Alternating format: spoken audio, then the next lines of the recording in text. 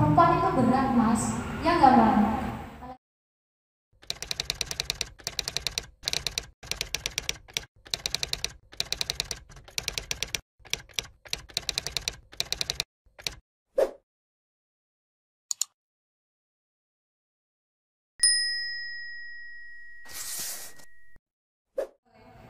Jadi menurut kakak Ella, ini kita sebagai perempuan milenial, literasinya itu yang seperti apa kak? Literasi menurut kak Ella sebagai perempuan milenial itu yang bagaimana sih kak? Sebelum bahas literasi, saya bahas milenial dulu ya. Milenial itu nggak tahu, saya itu masuk kategori generasi milenial apa kategori apa? Karena saya lahir tahun 80-an, sedangkan era milenium itu tahun 2000. Pada saat saya RTS itu era milenium waktu itu.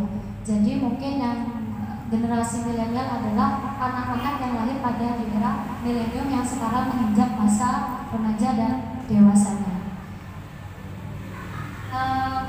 Tapi saya selalu berusaha untuk, saya sebagai anak yang lahir di tahun 80-an, berusaha untuk masuk ke setiap era, masuk ke setiap umur itu. Kalau saya di TK, saya harus seperti anak. Kalau saya di SMA, layaknya anak SMA. Nah, kalau di sini bapak apa ibu ini apa gimana? Mas-mas ya? Ada dong. Dan mas-mas dan bapak. Oke.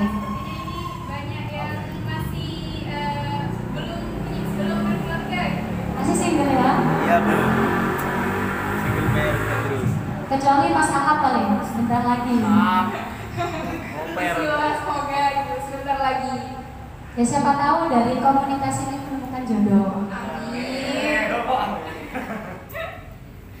Jadi gitu, saya mencoba untuk masuk ke generasi milenial. Teman-teman semua, mungkin teman-teman di komunitas ini sudah paham apa itu literasi. Saya yakin itu, karena kalian adalah penggiat. Literasi, bahasa Inggrisnya itu literacy, tapi berasal dari kata literate, yang artinya itu melek huruf.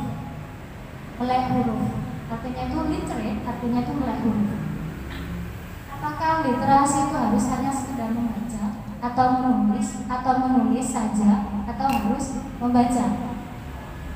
Ada istilah dari bahasa Latin yaitu literatus, yang artinya orang yang suka belajar.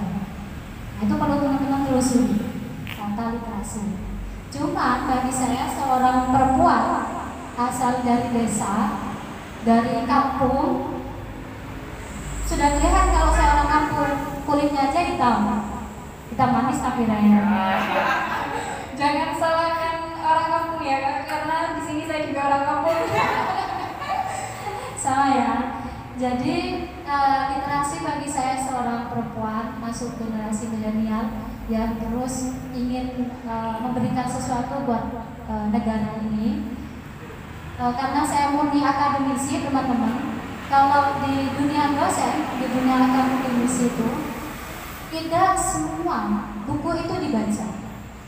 Jadi kalau teman-teman yang ada di pendekar literasi itu, kalian adalah penggerak. Beda dengan akademisi seperti saya. Saya itu bukan penggerak literasi. Teman-teman itu penggerak. Lebih luas penggerak itu daripada akademisi.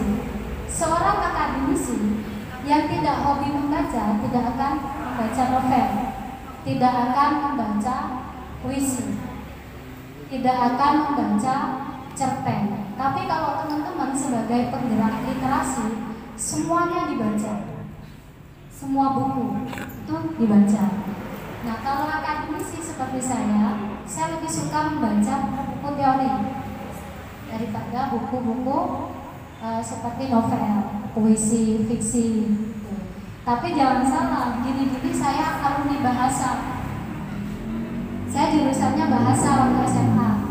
Saya mempelajari sastra Indonesia, bahasa Indonesia, sastra Inggris, bahasa Inggris, sastra Arab, bahasa Arab, dan bahasa Jepang. Di jurusan saya pelajari itu. Jadi waktu saya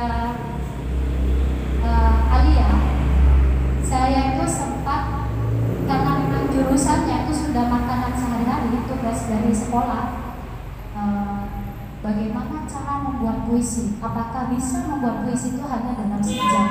Kemudian puisinya langsung terkenal seperti puisinya Ibu oleh Zawiyun. Zawiyun menciptakan puisi Ibu itu rupanya sama. Tidak, ternyata di pelajaran kelas saya tidak seperti itu. Nah, sempat pada masa itu saya membuat semacam novel pendek, bukan cerita pendek, seperti novel, cuman itu kisah-kisah asmara. Namanya anak muda, lagi suka lirik-lirikan, lagi suka apa ya, suka melihat lawan jenis, ingin mengenal, ingin dipacari.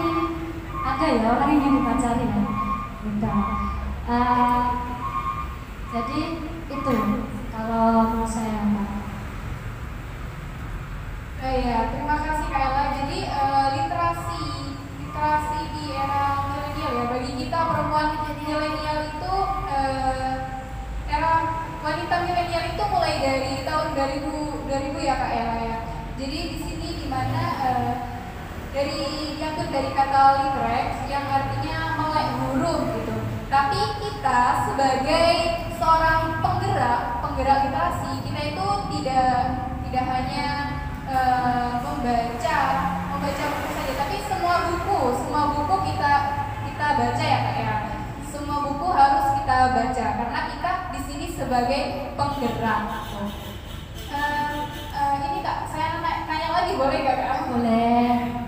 Jadi di sini tuh apa sih suatu keniscayaan kodrati perempuan yang dapat menghambat literasi perempuan? Kalau kita berbicara kodrat itu contohnya seperti ini. Perempuan menyusui itu kodrat. Sudah kodrat dari Tuhan. Perempuan melahirkan itu kodrat. Apakah kodrat itu yang ada melekat pada seorang perempuan bisa menghalangi itu? Seharusnya tidak. Memang saya belum pernah menyusui dan melahirkan, semoga segera. Tapi itu tidak harus menjadi penghalang, karena itu kodrat. Malah menurut saya yang lebih menjadi penghalang adalah untuk perempuan bisa bergerak, bisa berkarya, khususnya di dunia literasi adalah sosiokultural.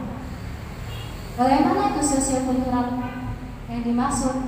Kalau kodrat bagi saya nggak menghalangi, karena seorang yang memiliki jiwa pejuang, apapun itu tetap akan dijalani.